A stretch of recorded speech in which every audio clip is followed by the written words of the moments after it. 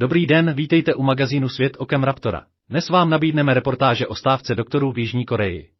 Kuhn, renomovaný odborník na Čínu, se s vámi podělí o své postřehy v souvislosti s přípravou 2 každoročních politických setkání v Číně. Podíváme se na aktuální dění v rusko-ukrajinském konfliktu a čínské dohodě IFD o usnadnění investic pro rozvoj.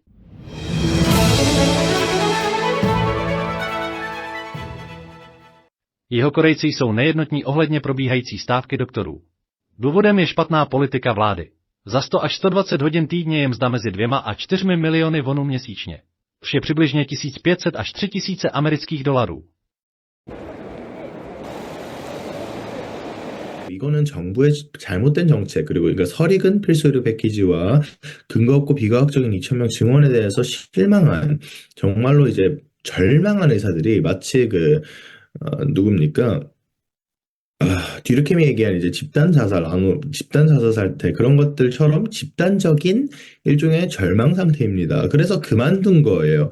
그거를 왜 돌아갈 거라고 생각하는지 모르겠어요.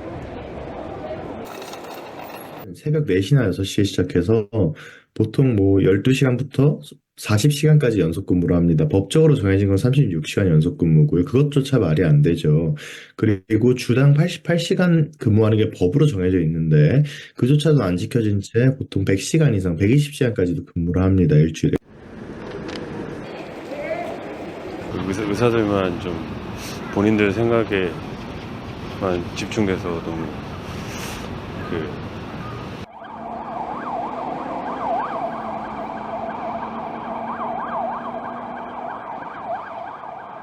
Významný krok vpřed pro čínskou ekonomiku. Země se díky konceptu nových výrobních sil posouvá k modelu růstu, který dává přednost kvalitě před kvantitou.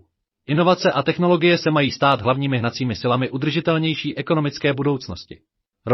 Kuhn, renomovaný odborník na Čínu, se s vámi podělí o své postřehy v souvislosti s přípravou 2 zasedání v roce 2024. I'm Robert Lawrence Kuhn and here's what I'm watching. China's economy, top of mind internationally and domestically in the run-up to the 2024 Two Sessions annual political meeting. The new guiding phrase is new productive forces, which now headlines economic directives at central and local governments as China pivots to a growth model that prizes quality over quantity. How do new productive forces fit into the nested concepts that frame China's economic future? The grand goal is the great rejuvenation of the Chinese nation, which is achieved by Chinese modernization, which is energized by high-quality development, which is promoted by new productive forces. Here's how President Xi Jinping explains it. Developing new productive forces is an intrinsic requirement and an important focus of promoting high-quality development, and it's necessary to continue to well leverage innovation to speed up the development of new productive forces. With innovation as the essential driver, she stresses, that new productive forces mean advanced productivity, freed from traditional economic growth models. It features high technology, high efficiency, and high quality, and it aligns with the country's new development philosophy. These initiatives are underway. The share of strategic emerging industries, such as new energy, high-end equipment, and biotechnology, in China's GDP rose to over 13% in 2022, from 7.6% in 2014, with the 2025 target over 17%. Such a rise of new productive forces is said to signal a transformative shift in China's economic landscape, replacing antiquated growth drivers with more dynamic ones, thus enabling sustained economic development. Implementing new productive forces requires continuous breakthroughs in science and technology, which introduce disruptive technologies, fuel emerging industries, enhance industrial chains, and expedite the green transition, all empowered by intelligent information. Equally important is deepening reform, especially modernizing sci-tech management and removing bottlenecks. Accelerating new productive forces depends on a vigorous private sector, which always in all countries generates most innovations, but which in recent years in China has been affected by adverse conditions, such as the impact of the pandemic, certain regulations, and the complex external environment. Now, the National People's Congress, the Ministry of Justice, and the National Development and Reform Commission are jointly discussing a law for promotion of the private sector, which would ensure equality with state-owned companies regarding access to financing, resources, and government contracts. There are challenges: lingering post-COVID public uncertainty, huge local debt, volatile stock market, youth unemployment, a shrinking and aging population, international tensions. The world awaits China's answer. A plan is coming. I'm keeping watch. I'm Robert Lawrence Kuhn. Rusko v sobotu uvedlo, že jeho síly zasáhly ukrajinské muniční sklady. Ukrajina oznámila, že sestřelila ruské letadlo, jak vyplývá z jejich nejnovějších informací. Rusko-ukrajinský konflikt trvá již více než 2 roky.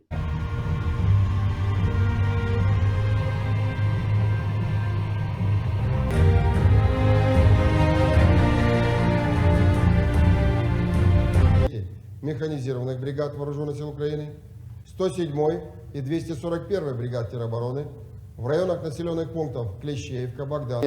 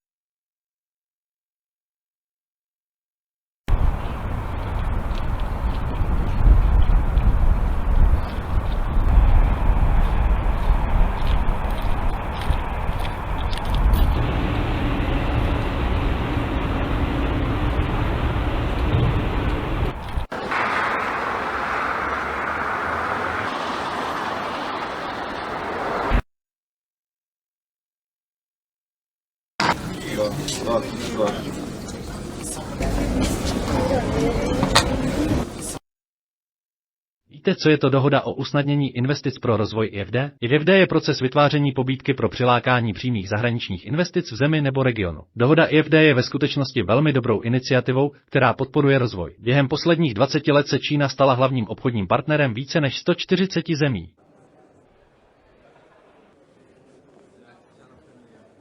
All right. In fact, the IFD agreement is a very good initiative to promote development. We need an agreement like investment facilitation agreement, which will help. China took the lead into this, and we welcome very much it. This agreement is helping all the countries to bring investment and to do the best as possible in trying to make our economies more integrated into the multilateral trading system. I am in Abu Dhabi at the 13th WTO Ministerial Conference. For those of you who don't know, this is the highest decision-making body of the WTO. Amid the hustle and bustle of the meeting venue, I noticed a frequently heard phrase. That is IFD, Investment Facilitation for Development.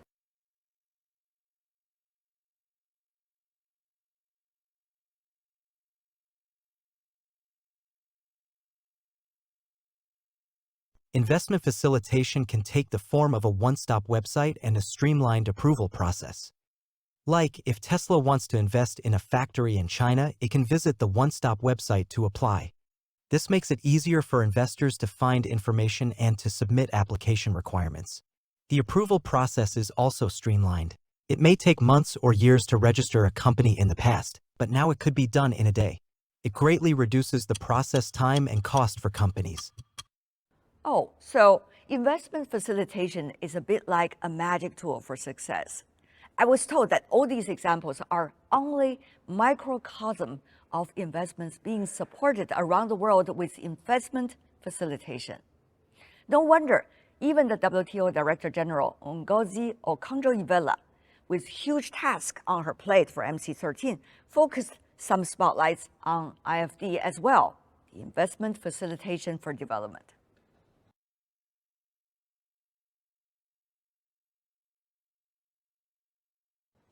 In 2001, China formally joined the World Trade Organization. Over the past 2 decades, China has become one of the largest trade hubs in goods, a major trading partner for more than 140 countries and regions, and a driver of global economic growth, contributing about 1/3 of annual world growth.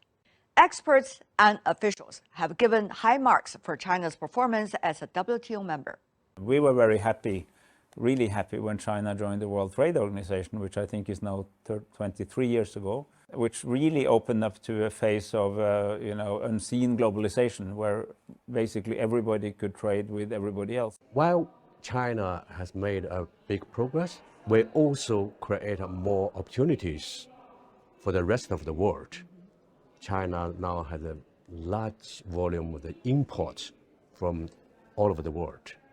For example, now the 10% of the LDC's export, the destination is China. So we provide a huge market to others, let others to enjoy our development. Of course, we benefit from the accession to WTO, we benefit from the globalization. Yes. But also, we also create a lot of opportunities for the rest of the world. It's not just one win, one loss. Actually, the win-win situation. The 2023 China Import Development Report shows that from the year 2001 to 2022, the imports volume rose from more than $243 billion to over 2,700 billion, with an average annual growth rate of 12.17%. At that time, when China just joined the WTO, its imports accounted for 3.8% of the world's total merchandise imports. Now, after more than 20 years, China's imports have already accounted for more than 10% worldwide. Meanwhile, emerging markets economies are gradually becoming important sources of imports for China. In the year 2022, Malaysia, Brazil, and Vietnam are among the top 10 sources of China's imports. As an International Monetary Fund report said, together, policies centered around economic rebalancing toward consumption would ensure that sustained high-quality growth is achievable and more durable. This will not only benefit China, but also the world. China keep change. It's not day by day, but minute by minute. Yes. So it's good for us to learn. Not only for Timor-Leste, but China have played a very important role around the world. And we're confident that all of us will create a peace and stability and love for the world. The Chinese authorities and the embassy, with its commercial office and trade office, were very, very supportive to open up the Chinese market for Lebanese talent and products.